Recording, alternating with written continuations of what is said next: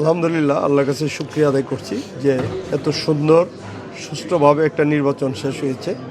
কারণ আমরা দেখেছি যে বিগত নির্বাচনগুলিতে কি হয়েছে। সব মশার বিরুদ্ধে সুরক্ষা দিতে এলো বসুন্ধরা এক্সট্রিম অ্যারোসল। মশার বিরুদ্ধে এক্সট্রিম সুরক্ষা। নির্বাচনের নামে যে প্রহসন, সেটা আমরা দেখেছি এবং আমাদের যে জুলাই আগস্টের যে আমাদের অভ্যুত্থান, সেই অভ্যুত্থানের পরে আজকে যে নতুন বাংলাদেশের সুযোগ আমরা পেয়েছি, সেই জন্য তাদের রক্তের জন্য আমরা যে তাদের আত্মার মাগফিরাত কামনা করছি।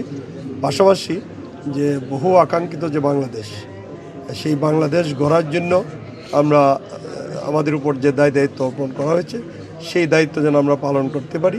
পাশাপাশি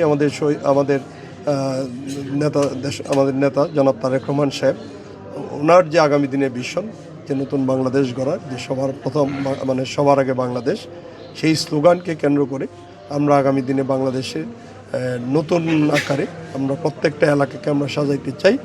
এবং একটা জিনিস আজকে প্রমাণ হয়েছে যে জনগণই যে এই ক্ষমতার উৎস, যেটা যে জনগণই যে এই রাষ্ট্রের মালিক, সেটা কিন্তু দীর্ঘদিন পরে এই নির্বাচনের মাধ্যমে এটা প্রতিষ্ঠিত হয়েছে। এবং দেশনেত্রী বেগম খালেদা জিয়ার নেতৃত্বে যে দীর্ঘ সংগ্রাম চলেছিল, সেই সংগ্রাম যে যৌক্তিক ছিল, আজকে সেটা প্রমাণিত হয়েছে।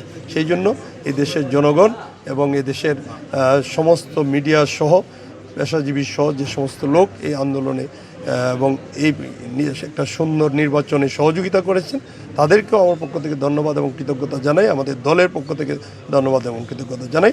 এবং আগামী দিনে আমরা নতুন নেত্রকোনাকে সাজাতে চাই, সেই ব্যাপারে আপনার সহযোগিতা কামনা করি। আল্লাহ যেন আমাদেরকে সেই তৌফিক দেন, আমরা যেন মিলেমিশে এই নেত্রকোনার সার্বিকভাবে এই হাওড় পাহাড় এলাকা যা আছে, আমরা যেন সেই নেত্রকোনাকে একটা নিরাপদ নেত্রকোনা আমরা বা একটা সমৃদ্ধির নেত্রকোনা যেন আমরা তৈরি করতে পারি। আল্লাহ যেন আমাদেরকে সেই তৌফিক দেন।